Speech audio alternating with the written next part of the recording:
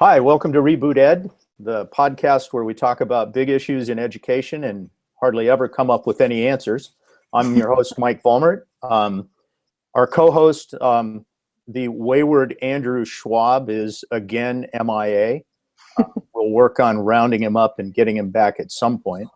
But with us today is Catlin Tucker, author, Google certified teacher, ex-Gaucho, go Gauchos, ex-Bruin. Go Bruin. I am. Yes. Oh. Actually, you and I crossed. Oh, we did. You went to UCLA, and then you went to UCSB for your grad work. I went to UCSB and went to UCLA for my grad work. So See, you're brave because you were going right into the LA Unified School District if you were doing your grad work there, most likely. Never touched ground in the LA No. USB.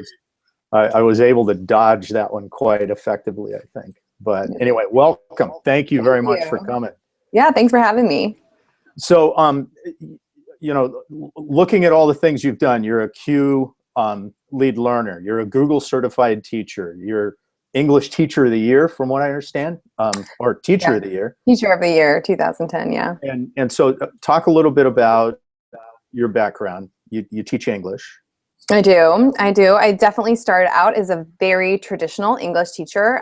My repertoire was composed of paper pen books, really. And for the first 7 years of my teaching career, that was pretty much all I used. I taught very much the way I was taught as a student. And I was taught to teach with those tools when I was in credential school. I think there was one technology class at UCSB as part of the credential school, and it was like a word processing, here's how you use PowerPoint class. So there was nothing really dynamic about, how to use technology to engage students in my teaching education. And it was really interesting because I felt for the first 7 years like maybe I had wandered into the wrong profession. Like I am super type A. And when I was in my credential school, I had all of these, fantasies about what this class was going to be like. My, kids were going to be engaged. We're going to sit in circles and talk about literature.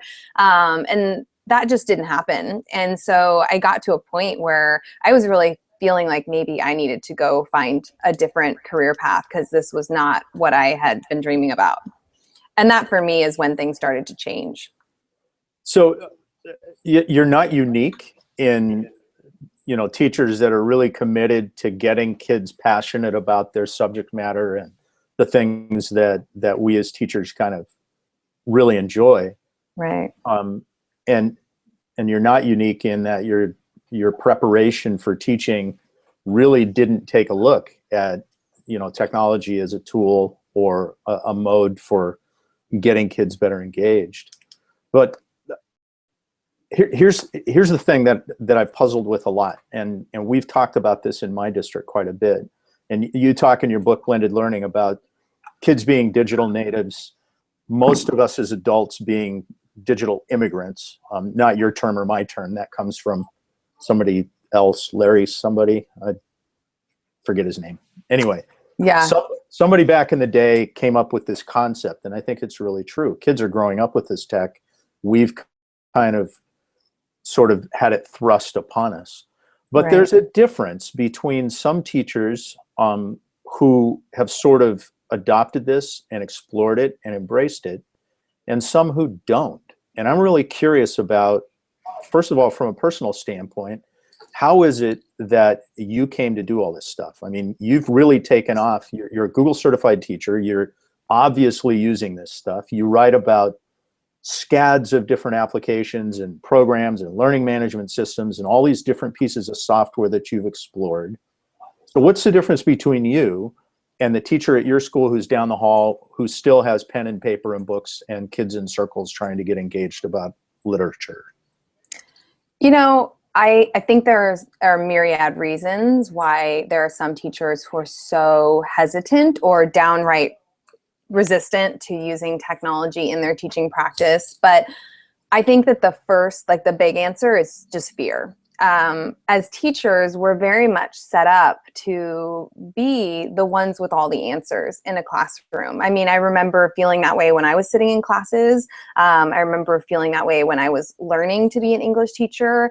I had an intense fear in those first couple of years that if they ask me a question, I have to have the answer. Because if I don't have the answer, where is the answer going to come from, right? I mean, unless we can look it up in a dictionary, it's not like we had computers in our classroom or, you know, mobile devices that we could just whip out of our pockets and do a quick Google search. And so I think for a lot of us, and I include myself in that, because when I started kind of dipping my toe into blended learning and technology integration, I didn't know how to put a ringtone on my phone. You know, my husband was doing that for me. It's not like I have always loved technology and been super tech savvy. That, I mean, that's an absolute, that would be a lie to try to say that. But I think I got to a place where I realized that if I didn't make a change, if I didn't try something new, I really did need to leave this profession because it wasn't what I was dreaming about, what I was hoping for. I wasn't filled by it. I felt like I was failing my students. I wasn't able to engage them in the ways that I knew they really needed to be engaged if they were going to be learning. And so for me, it was about getting over that fear and just going for it. And I am so glad I did, because the very first risk I took in terms of online learning was with online discussions. And I was so afraid. What are these kids going to say online? What are they going to do? Like, and a lot of teachers are control. They like control, right? I love like feeling like I'm in control of everything that's going around me. And I found in the last 7 years or so how counterproductive that actually is if I'm trying to control everything. And so, you know, I let them loose online, and they had these first online conversations, and I was absolutely floored by a few things that happened in quick succession. And the first one was just that first night when I launched that first online discussion question. And I thought, oh my gosh, I wonder if I'm going to get a parent phone call. I wonder if kids are going to be rude to each other. Like, will they be kind and supportive? And the first 3 kids to contribute to that online discussion are kids who never talk in my class. Never.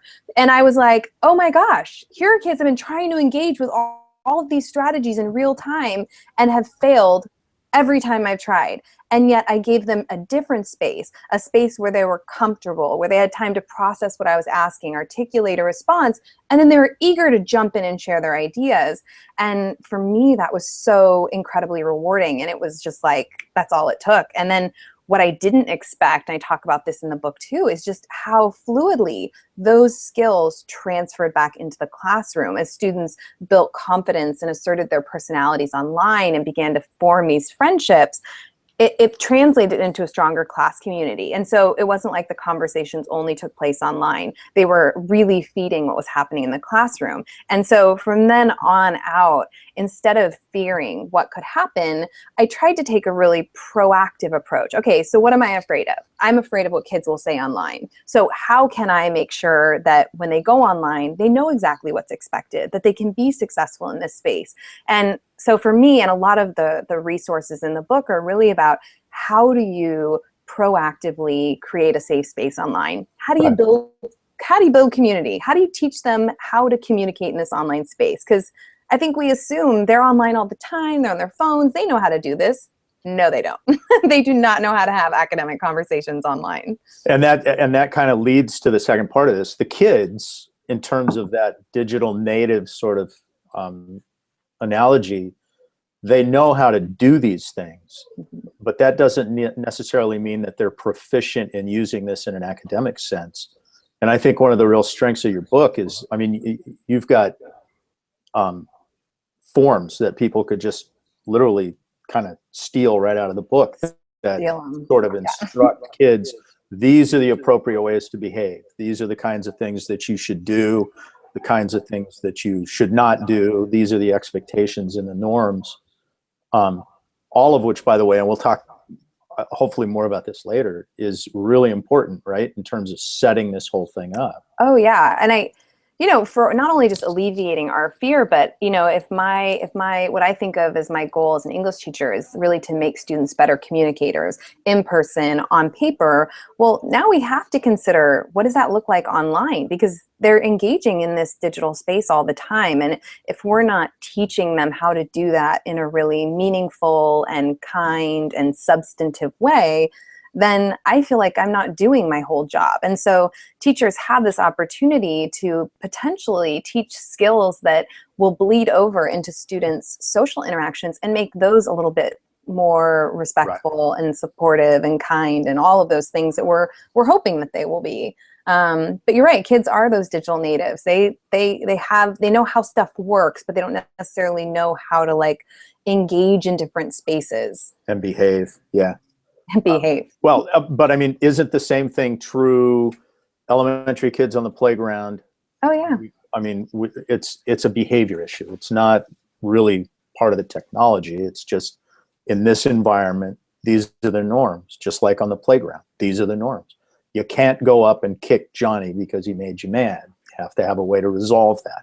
Absolutely. And I think there's a lot of value in doing that, like on the playground with kids you see every single day.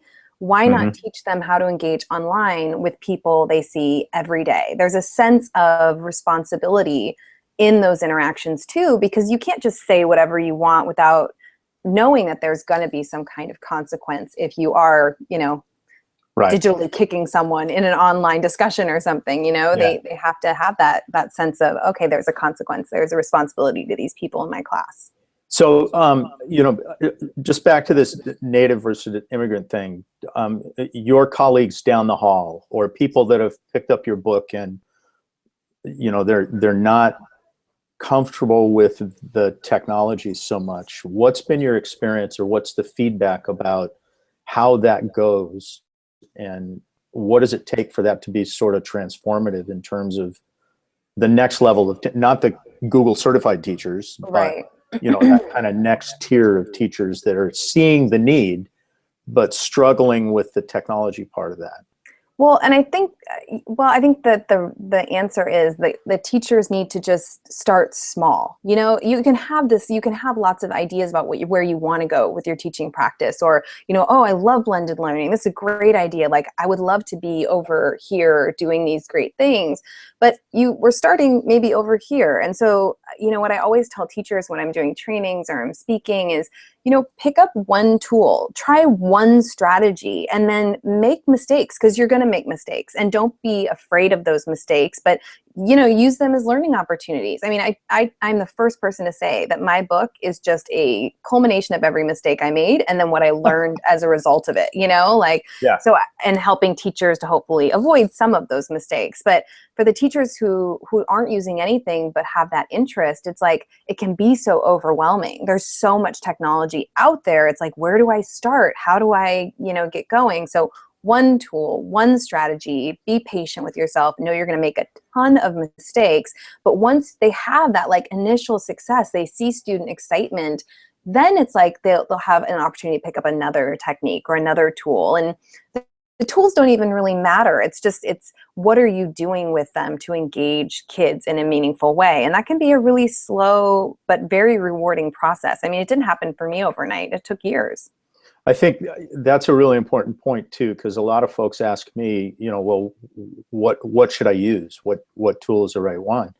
And I tell them all the time, hey, pick it.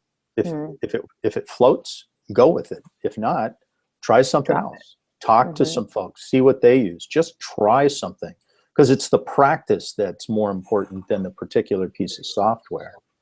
I agree. For some, though, I think that's a hard thing to do. And again, you kind of point out a number of different packages and pretty much say, this is the one I chose, but here's all these others that can work just as fine. Well, and what's interesting is, so I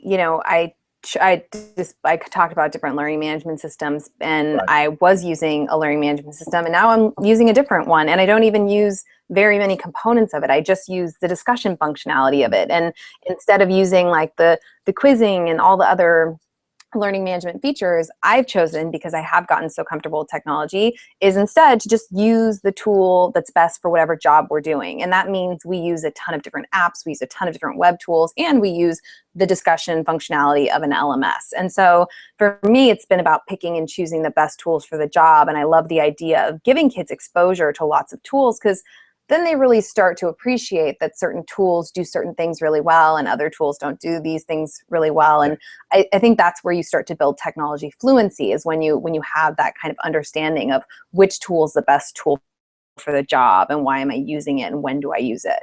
And that process for teachers, I think, that's one of the critical processes that, like you said before, you only had one word processing class in your credentialing program. Which, by the way, is way more than I had, but there's like a generational gap here, even at UCSB. But, that process and that sort of approach is really, really important. And I don't think that we address that nearly as well as we should in teacher training programs. No, I mean, I think they're slowly, they're getting it, and there's some that are doing a better job of kind of evolving. But I had a woman come up to me two years ago at ISD, and she said, I paid to bring myself here. I'm in a credential program, and all I've had is a class about the 100 things you can do with PowerPoint. And I was just kind of amazed that at this moment in time that's really the level of technology support and instruction she was getting.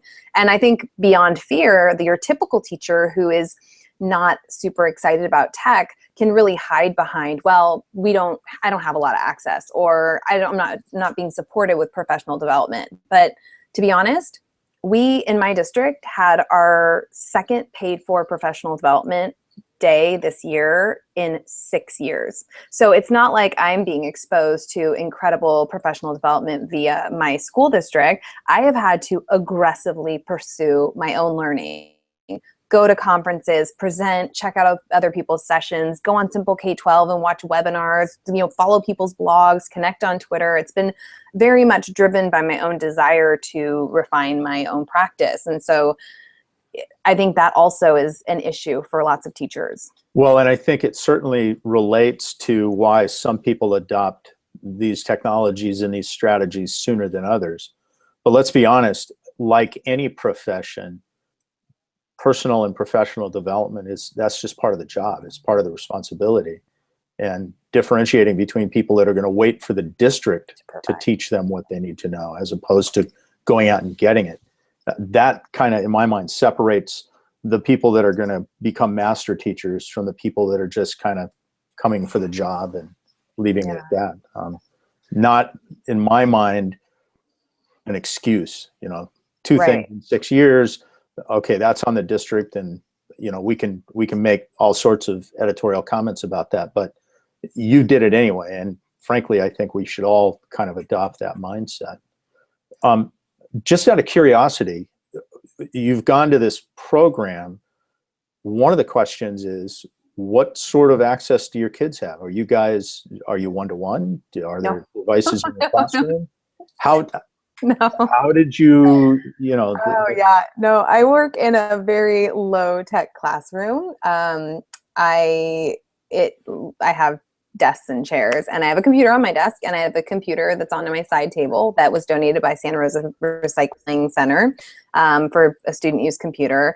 And then everything else is what walks through the door with my students in terms of our real-time engagement with technology. And it's so interesting because I really forget that I don't have any technology when my kids walk through the door. It becomes like this buzzing technology hub, and not every kid has a device. I would say 3/4 of them, like, 2/3, 3/4 have a device. It bumped up after the holidays for sure. But not everybody does. And I actually, if I'm 100% honest, prefer it when not every kid has a device in their hands. For most of what we do, when a kid has a device, I get a lot of like this, and they're kind of like in their own bubble. And I do it. I walk through life with my phone. I definitely walked into things with my phone.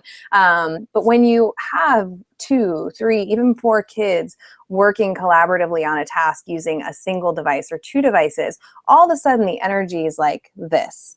they're, they're asking questions or having conversations. And it's like this very natural collaboration, which I so have come to appreciate, because I actually feel like there's some activities that I designed in the past where when we had fewer phones that actually worked better. And so there are some times when I will say, okay, we're going to have a group of 3. I just want one device, put the other one's screen down in the corner of the desk. And sometimes we'll maximize, and, I bring in like every device I own, and I have a ton of devices. And so I just pass off my devices to students if I really want every kid to have a device in their hands. But, and then I'm leveraging their connectivity at home. So they do asynchronous online discussions. They do all kinds of stuff with Google Apps. They use an array of web tools.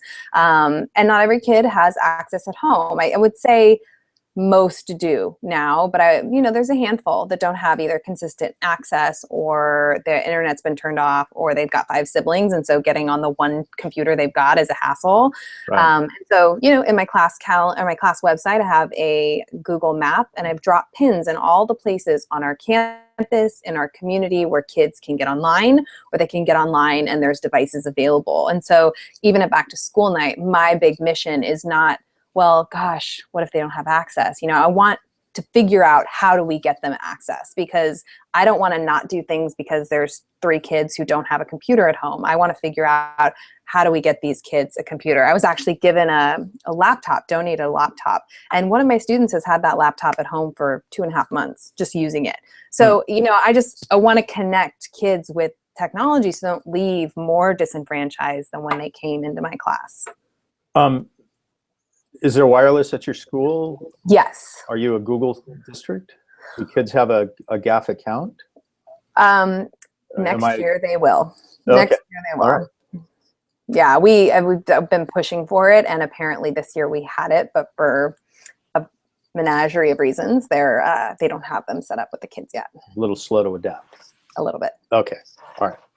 So let's talk about mechanics for a bit. Okay.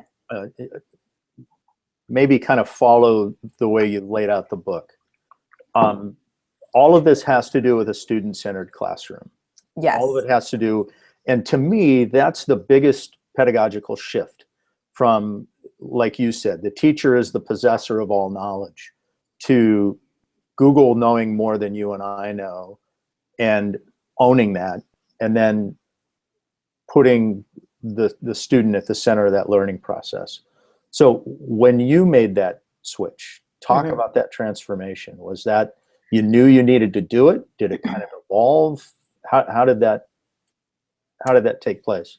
I never enjoyed being the teacher at the front of the room, in all honesty. And when I remember my favorite courses in college at UCLA, my upper division English classes, it was the ones where we sat in kind of a circle in small seminar groups, and we talked about literature, and the professor was there, and she'd pop in questions, or she'd ask someone to elaborate on something, but it was very much our ideas driving those discussions and that learning. And that's what I always wanted to achieve, but I realized I was kind of stuck in this, like, in the way of that. And so when I started kind of shifting and incorporating these online pieces and incorporating technology and collaboration with technology in the classroom, I realized it was so much easier for me to remove myself from being in the way of that really student-centered experience. And, and I use lots of strategies to get that done. I flip my classroom so that if I do have things, information I want to give to students, I'm not using the really valuable class time where they can work together and collaborate and ask questions, and I can assist as needed, to just give them that information. And so learning how to pair the activity or the learning task with the best learning environment was a really interesting, I stopped thinking of lesson plans within a 90-minute block period, because all of a sudden it didn't have to be crammed into this specific time in this specific space. I was able to do a piece here, and they could continue over here, and we could pull it back into the classroom over here. It was so incredibly freeing. And my students just thrived in this classroom where they were asked to drive the learning. It was right. A little chaotic at first. I'll say that that's something I had to kind of deal with. It was my own preconceptions or my notions that learning had to be quiet and focused. Learning's a little chaotic. And so learning to just be okay in that space, the noise and the movement, that was a big shift for me. But now I see how valuable those interactions are. As teachers, I think one of the defining characteristics traditionally for a teacher is you've got to be a little bit, at least, a control freak, and giving that up, and kind of being okay with kids kind of dictating what's going to happen can be a little disruptive for people, quite a bit. Yeah. So kids wind up in the middle.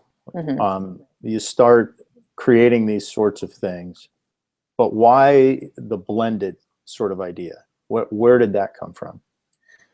Well, it really was about engagement and feeling like I couldn't get the level of engagement I was hoping for in the classroom, and I wasn't able to capitalize on this kind of collective intelligence that was sitting in my room every single day. It's such a deep irony that in lots of classrooms we have 25, 30 plus kids in a room, and how often are they actually asked to turn and talk and collaborate and create things together? So for me, blended learning just gave me an opportunity to, like I said, create more space in the classroom, because I wasn't trying to jam everything into the FaceTime that we had together. Instead, I could record things and have them watch it, or I could have them, collaboratively read and annotate things on Google Docs, and then come back to class and really dive into much more, to a deeper level of conversation or learning than was possible if I was trying to read it and talk about it and apply it in the classroom. It was just too much. And so figuring out how to use technology to connect them beyond the classroom so that they could really continue that learning was so important to being able to create that student-centered environment. So did you learn about this? You went to a workshop, you read a blog post, you just kind of invented it, you came up with it? There's definitely groups that are doing a lot of research. Michael Horn, his whole group, the Christensen Innovation, have been doing a ton of research on blended learning. But I have to be honest that when I read what's out there about blended learning, because I knew that's what I was doing, I was blending online pieces with this face-to-face classroom environment. So then I started researching blended learning, but there's hardly, or at that point, there was very few texts about blended learning that had any concrete strategies. They were all, Right. Very pedagogy based, which is great. But like for a high school teacher or middle school teacher who's looking to get this done, it's like, give me resources I can use right now. Give me example lessons that I can model my own work on, or that I can steal and use with kids. And so for me, then I started going out and presenting and talking about my strategies. Here's the do's and don'ts list. I engage them with online icebreakers so they get to know each other. Here's like my list of how you strategies for saying something substantial, and teachers like ripping them out of my hands, like or share that Google Doc with me, And so for me, it was like, okay, clearly there's like a need for this really kind of concrete approach to a teacher designed blend, where you're not in a blended learning school. Maybe you don't have a ton of technology. It doesn't mean you can't blend really meaningful online learning with face-to-face interactions. And I think one of the most powerful things you've done in your book, you provide all the theoretical framework and the pedagogical stance and all that kind of stuff. But for anybody that's not looked at your book yet, what I like the most is the back part of the book, where like almost by grade level and by subject, you've got samples that somebody could just rip out and like do that and use that as a springboard. So that makes it really practical and usable for a teacher when, my God, I got 32 kids next period. Yeah, swamped. Yeah. Well, and also that piece where you're, it's one thing to design online like discussion questions or online activities, but then it's like, what does that look like coming back into the classroom? Where's the connection? Yeah. Right. Yeah. So you talk in the book too about some of the whys. You talk about it being cheap, save paper. You talk about, but how do you sell this to a teacher in terms of efficiency and the time? Would it be safe to say, because I'm going to challenge you, that you're not saving any time by doing this, but you are I'm never going to changing. save any time. Yeah, No. but you're changing. Working everything.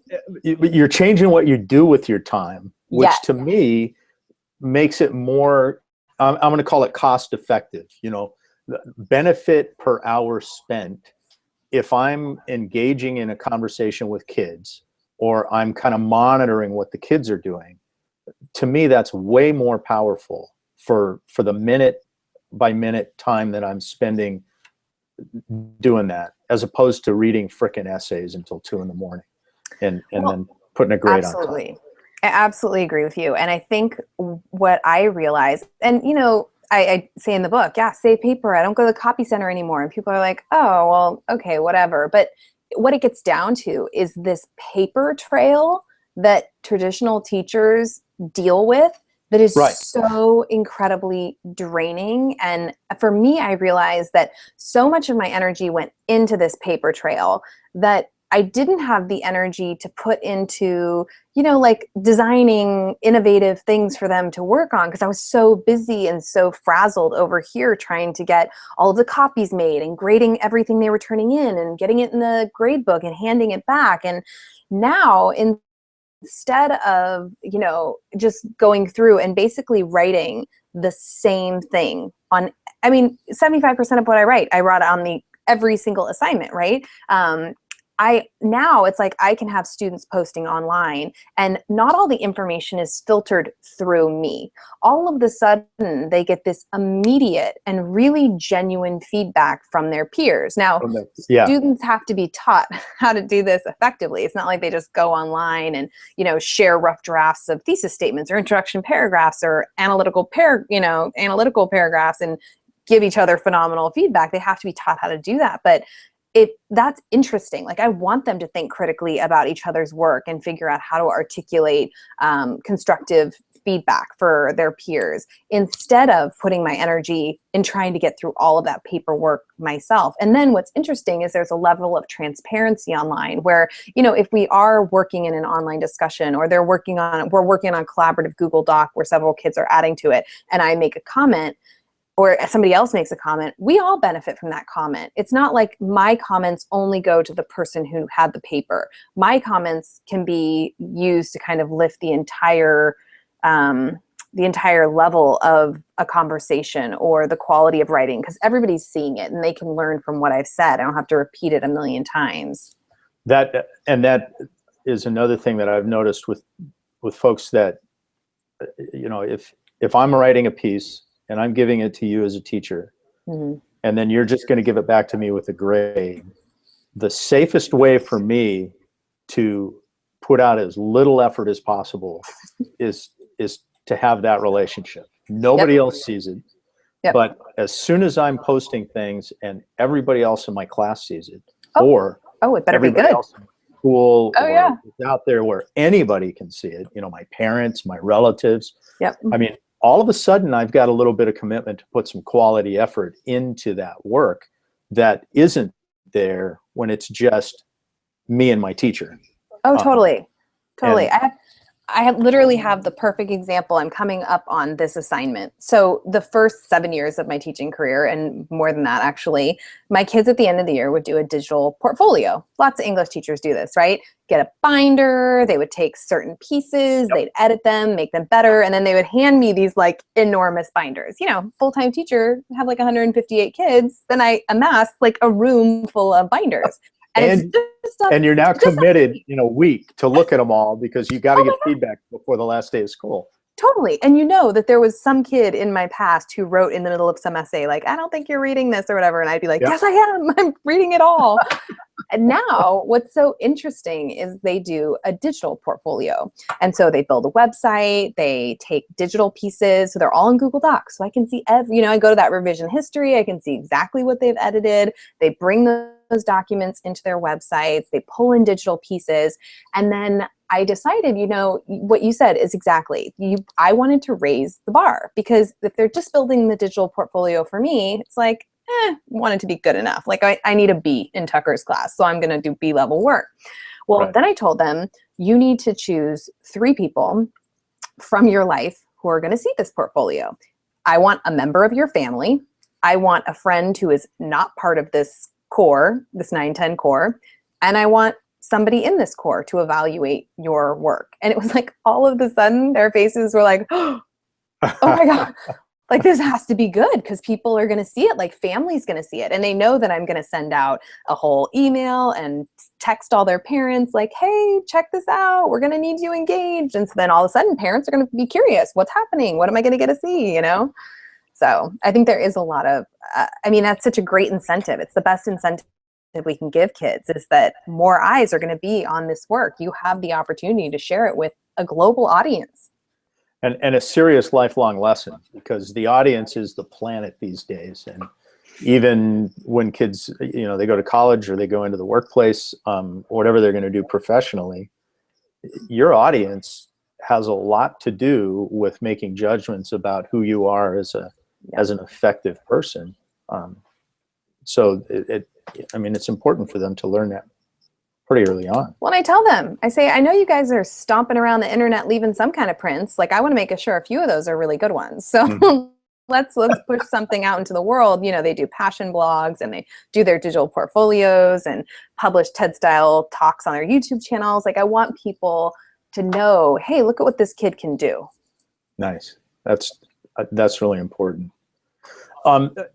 You mentioned that kids don't automatically know how to do this stuff. They don't know how to behave online. They don't know how to ask and provide feedback in an effective way. How do you, first day of school, first week of school, first couple weeks of school, how do you lay this out so that kids are dialed in terms of how to do these things and what the expectations are? I try not to overwhelm them.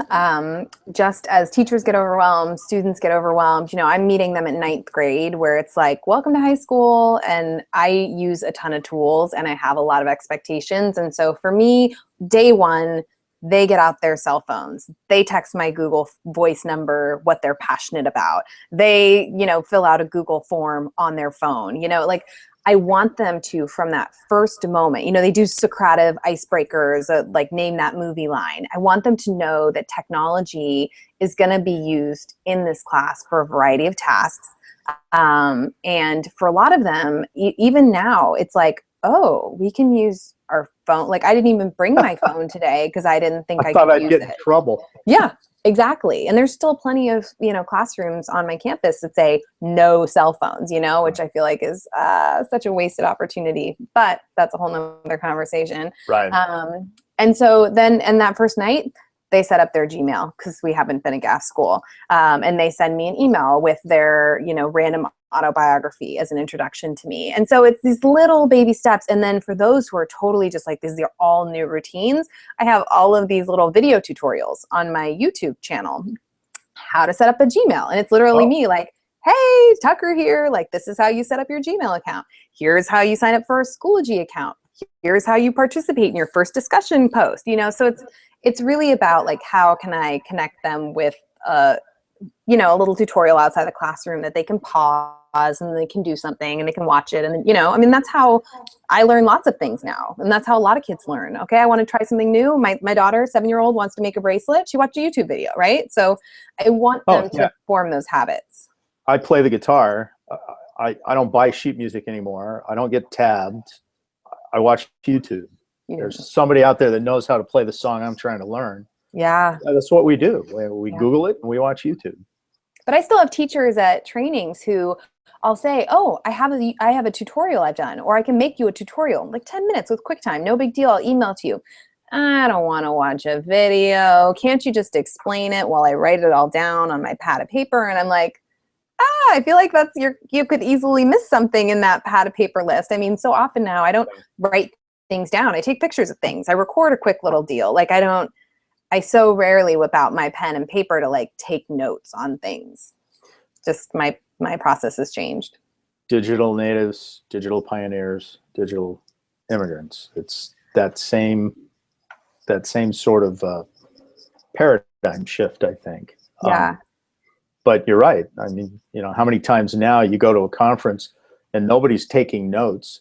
They're holding up their cell phone and taking pictures of the every slide. Totally. Right. Yeah. Well, and it's interesting too, because even though I'm not a digital native and I didn't grow up with some of this stuff, I find myself expecting to interact with technology in very specific ways. And so, and I watched my kids do it too. I mean, we were on a flight to Europe last summer, and we were in an older airplane, and it had a little TV in the back of the headrest. And my son, who was 5 at the time, leans over and he starts poking at it, like poking, and nothing's happening. And my husband was like, "Hey, Maddie, you have, there's like a remote in the chair." And you could just see his face like, "What? Why won't it work when I'm poking it?" You know, it was hilarious. I got to tell you, my wife is a first grade teacher and not a technophile by any means. And I got her an iPad. And so then I was doing something and I found something interesting, and it was on my laptop computer. So I handed it to her and I said, "Check this out." And the first thing she did is she went to the screen and started trying to scroll down. It's like, no. Yeah. So it's not just the kids that are missing out on that stuff. That's hilarious. But so the kids start doing this. You talk in your book about different kinds of blended learning. You got teacher designed, part of that is sort of pedagogical, but I think there's an important thought process for people as they're starting to think about how they can do this in a class. Talk about why you think what you call teacher designed is so important. Well, I feel like I was looking at the revised definition of blended learning and the different types of blended learning models. And they were redone in 2012, actually. And I just thought, gosh, I don't like the message that this is sending, that you have to be in a school that rotates kids through a computer lab, or, you have some kind of blended schedule, which there's schools like that. That's great. But for most of us who are traditional teachers, we're not working in those schools. We are working, most teachers are like me. They're working in a very traditional classroom, a very low-tech classroom. And I want the message to be, anybody can get this done. You have access to 4 computers in your classroom. You could get this done. Like, it definitely requires creativity and rethinking what a class period looks like and how you schedule it, but it can be done. I mean, think about what you're asking kids to do.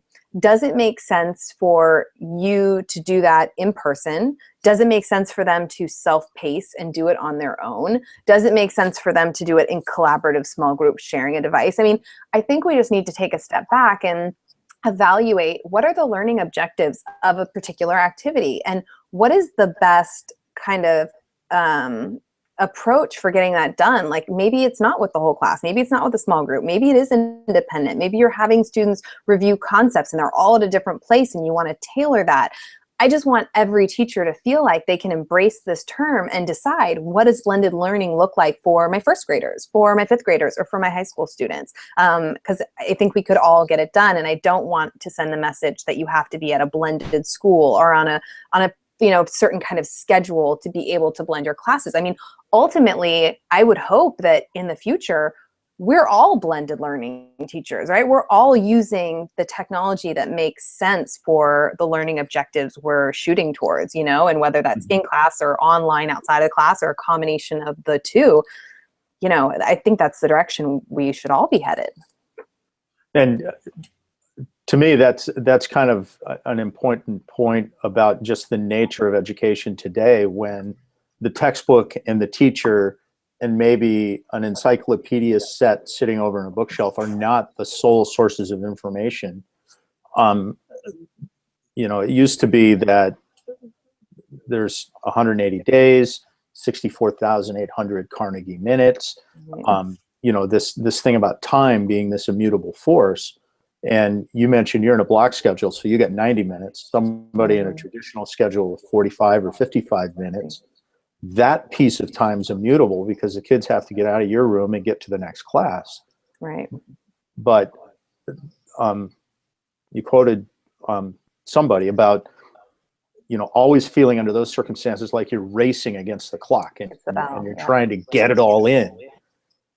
This has kind of freed you of that? Absolutely. And unfortunately, I think so many teachers are in that quantity. I've got to get through this. We've got to get this done, instead of really just taking a step back and thinking about, okay, you might have jammed that all in, Catlin, in the last like hour, but how much of it's going to stick? How much are they really understanding? Do you even know what they're understanding or what they're not understanding? I mean, there were cycles of like checking in with kids that weren't even able to happen because things were so quick. It was not like I could post a Google form online and say, hey, what did you get? What didn't you get? What do you need more help with? That would have been a handout that then I would have had to cycle through, instead of seeing like an overview, like a pie chart. How many kids are getting this or feel like they're getting this, or using exit tickets? I mean, there's just I didn't know where they were at. Didn't feel like I had my finger on where their comprehension even was in terms of certain subjects, let alone their ability to like apply what we had talked about. And I did feel like this constant just anxiety about, oh, we got to get through it. Like we don't really have time even for this discussion I wanted to have, even though the discussions weren't great, because we just don't have time. It was this very odd sensation. And part of why I've been excited about even the shift to the Common Core is I feel like a dialing back on some of the minutia that I felt like I was responsible for, and a little bit more room to focus on driving deeper thinking and deeper learning, which I'm thankful for. So kids are spending more time now outside of class doing Tucker's homework, or the same amount of time and it's different, or less time? Less time. What's the time? Okay. Not less time. They think that Tucker gives a bit of homework, but I have always had a little bit of that reputation. And I think the difference is that it's shifted from pen and paper solitary tasks to online collaborative social engagement.